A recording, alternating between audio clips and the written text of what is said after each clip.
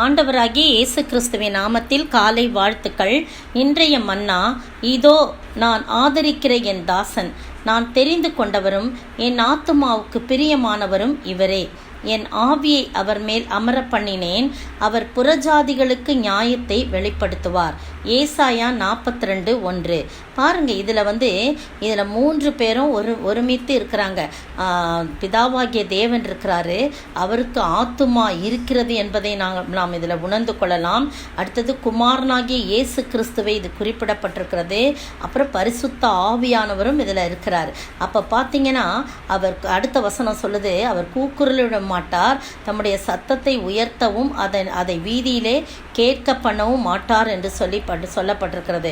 இதோ என் ஆவியை அவர் மேல் அமர பண்ணினேன்னு சொல்லும்போது, இயேசு கிறிஸ்து மூழ்கி ஞானஸ்தானம் எடுத்து எழுந்தபோது அவர் மேல் வந்த பரிசுத்த ஆவியானவரை கூட இது நினைவுபடுத்துகிறதாய் முன்னறிவிக்கிறதாய் காணப்படுகிறது. முன்னாலே சொன்ன தீர்க்க தரிசனம், ஏசாயாவை கொண்டு ஆண்டவர் சொன்ன தீர்க்க தரிசனம். இதோ நான் ஆதரிக்கிற என் தாசன், நான் தெரிந்து கொண்டவரும் என் ஆத்துமாவுக்கு பிரியமானவும் இவரே என்று சொல்லி ஆண்டவர் சொல்றதை நம்ம பார்க்குறோம்.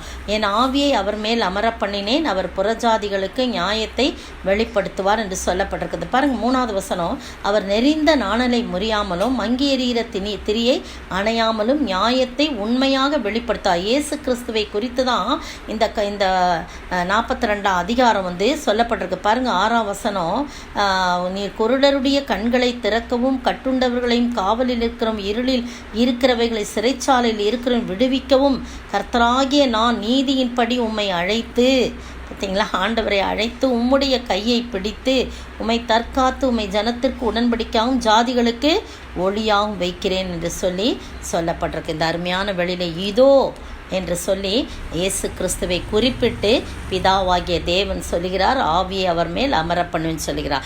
உங்களையும் என்னையும் பார்த்து, இதோ நான் தெரிந்து கொண்ட தாசன் அப்படின்னு சொல்லி, நான் ஆதரிக்கிற என் தாசன் அப்படின்னு சொல்லி நம்மளை பார்த்து சொல்லும்படியாக நாம் பரிசுத்த ஆவியினால் நிறைந்து வழிகின்றவர்களாய் நிரம்புகின்றவர்களாய் நாம் காணப்பட ஆண்டவர் தாமே இந்த காலை வேளையிலே நம்மை ஆசீர்வதிப்பாராக. ஆண்டவரை பற்றி சொல்லிய இந்த தீர்க்க தரிசனம் அது புதிய ஏற்பாட்டில் நிறைவேறியது. அவரிடத்திலே அவர் ஞானஸ்தானம் பெற்று எழும்பிய போது பரிசுத்த ஆவியானவரை அவர் மேல் அமர பண்ணினார். அது மட்டும் இல்லை, பாருங்க, குருடர்களுடைய கண்களை திறக்கவும் கட்டுண்டர்களை காவலிருந்தும் இருளில் இருக்கிற ஜனங்களையும் சிறைச்சாலையில் இருந்து விடுவிக்கவும் அப்படி கர்த்தராகிய ஆண்டவர் அவரை ஜாதிகளுக்கு ஒளியாக வைத்தேன் என்று சொல்லுகிறார். நீங்களும் நானும் இயேசுவை உறுதியாய் பற்றி கொண்டோம் என்று சொன்னார், நம்மையும் கூட ஜாதிகளுக்கு ஒளியாக வைக்கும்படியாக அவருடைய முகத்தின் பிரகாசம் நம்மீது வீச செய்து நம்மையும் வெளிச்சமாக, உலகத்திற்கு வெளிச்சமாக ஆண்டவர் நம்மையும் வைக்க ஆண்டவர் தாமே கிருபை செய்வாராக. ஆமென். ஜீவனுள்ள தேவனே ஆவி வாரும், ஜீவனுள்ள தேவனே ஆவியே வாரும், ஊருக்கும் நோருக்கும் ஊருவாக்கி நீரப்பும், ஜீவனுள்ள தேவனே ஆவி வாரும்.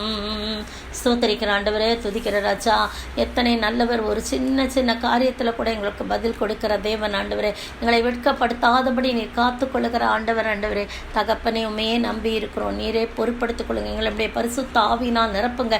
எப்படி உம்முடைய குமாரனாகிய இயேசு கிறிஸ்துவை பரிசுத்த ஆவியினாலே நிரப்பினரோ அதே போல எங்கள் மீதும் பரிசுத்த ஆவி நிரம்பி வழியும் நாங்கள் உமைக்கென்று கத்தாவை ஒளியாக உப்பாக இந்த உலகத்திலே ஜாதிகளுக்கு மற்ற மக்கள் மத்தியிலே நாங்கள் விளங்க நீர் உதவி செய்ய வேண்டும் என்று கர்த்தரும் மீட்பரும் ராஜாவுமாக இயேசு கிறிஸ்துவின் விலையேற பெற்ற நாமத்தில் ஜெபிக்கிறேன் பிதாவே.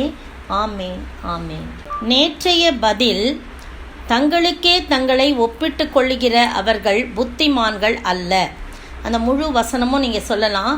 தங்களை தாங்களே மெச்சிக்கொள்ளுகிற சிலருக்கு நாங்கள் எங்களை சரியாக்கவும் ஒப்பிடவும் துணிய மாட்டோம். தங்களை கொண்டு தங்களை அளந்து கொண்டு தங்களுக்கே தங்களை ஒப்பிட்டு கொள்ளுகிற அவர்கள் புத்திமான்கள் அல்ல. இது 2 கொரிந்தியர் 10:12 வசனம்.